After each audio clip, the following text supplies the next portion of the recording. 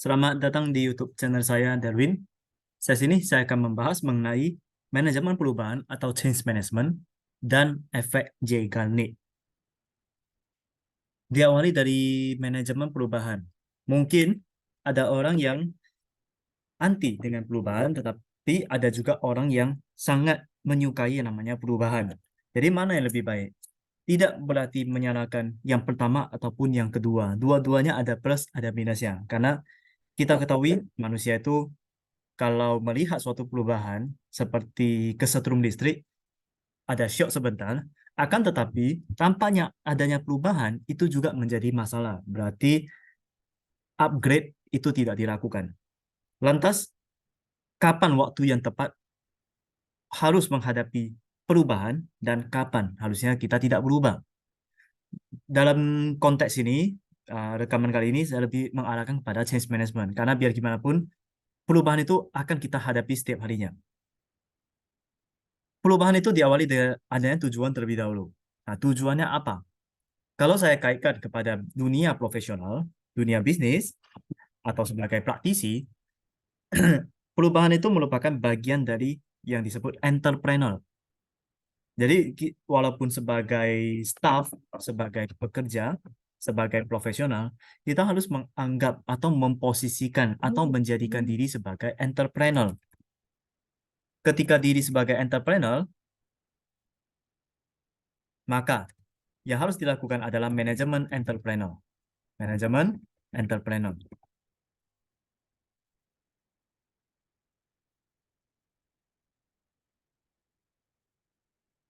Entrepreneurship ya. Oke. Nah, langkahnya yang pertama tentunya kita harus tahu dulu unknown problem, kemudian unknown solution. Mostly kebanyakan orang mencari solusi, ya haruslah solusi yang telah ada, apakah di mesin pencari atau Google ataupun dimanapun, atau dihadapi oleh orang di sekitar kita. Mereka udah punya solusi, maka itu belum ada solusi. Ingat, itu bukan solusi yang sebenarnya. Karena sebagai entrepreneur mindset, yang terpenting adalah dia justru harus tahu dulu apa unknown problem, apa pain yang ada, apa yang dialami oleh orang lain. Apakah lingkungan kerja atau dari pelanggan. Setelah kita tahu pain, berarti kita harus tawari, kita udah tahu jelas problemnya apa. Barulah kita harus kasih solusi. Solusi ingat, tadi saya bilang tidak selamanya solusi yang telah ada unknown solution. Kemampuan untuk mencari sebuah solusi yang belum diketahui atau belum dilakukan oleh orang lain, ini secara tidak langsung sudah disebut sebagai bagian dari inovasi. Nah, tetap disinilah bagaimana cara mendapatkan unknown solution ini bukan semudah membalikkan telapak tangan. Oke, jadi tidak semua hal itu harus enak-enak begitu saja. Kita harus ada prosesnya. Nah, salah satu proses yang bisa terjadi yaitu yang disebut sebagai change management, manajemen perubahan. Sadar tidak sadar, manajemen perubahan itu dia tidak bisa berdiri sendiri. Butuh satu lagi yang namanya transition management.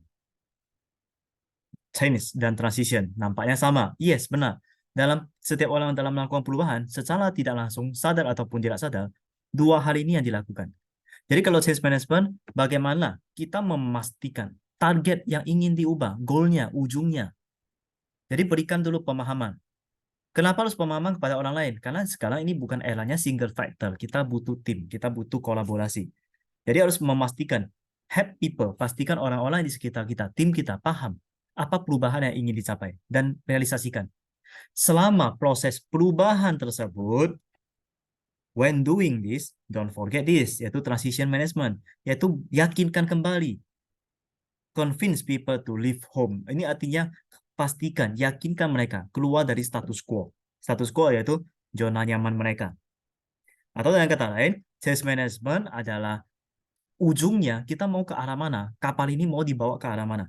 Nah, dalam proses kita mengarahkan kapal, ini baru kita butuh lakukan pendekatan one on one dengan tim kita. Itu yang disebut sebagai transition. Atau secara tidak langsung kita masuk ke dalam proses dari perubahan tersebut. Selama perubahan, change management dan transition management, lakukan karena ini perubahan itu tidak mungkin dalam satuan menit detik apalagi. Bahkan jam pun terkadang tidak bisa satuan hari atau minggu. Nah, oleh karenanya dalam proses perubahan ini, semakin kita kebingungan. Nah, ini ada satu hal yang menarik. Orang kalau tidak pernah bingung, berarti dia sebenarnya belum proses belajar. Pada saat dia mulai bingung, duduk merenung atau kebingungan, maksudnya sampai buntu sama sekali, sebenarnya di sanalah perubahan itu mulai terjadi, transition itu mulai terjadi. Nah, bahkan pada saat tidur pun, di saat itulah solusi itu muncul.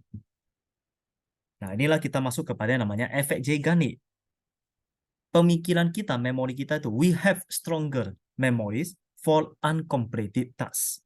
Inilah yang menarik. Banyak orang tidak mengetahui ada istilah efek Zeigarnik ini. Mereka merasa pada lagi mandi nih, baru dapat solusi. Pada saat tidur, baru dapat solusi. Waktu makan, baru dapat solusi.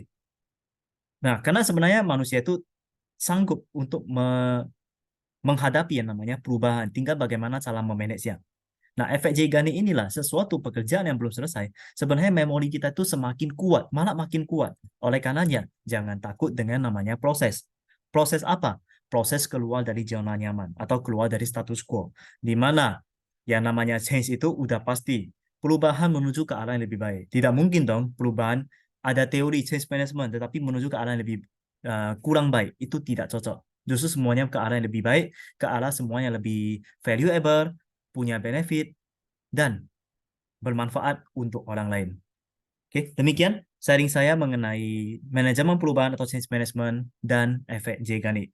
Ingat like dan subscribe YouTube channel saya, Darwin. Thank you.